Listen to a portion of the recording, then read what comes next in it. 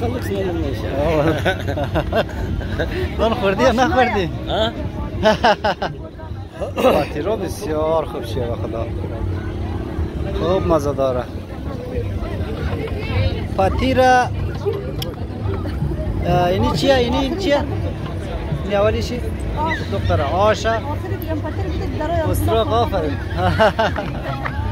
دیگه بالانیه. تشکر دوستان. دیگه دسترخوان آواره. لیچیه. وقت تو کنیست دکس میگیرید. و حلوای سرخ، خجور حلوای سرخ خیلی خوب شد. سخی بازیل برای تیجور کرده که نیستی متاسفانه جایت خالی. دیگه نای تایدیگیه، شیر برینجه، نان بوچایه، دیگه حلوای سفیده. نمیشونم فهمت چی هسته.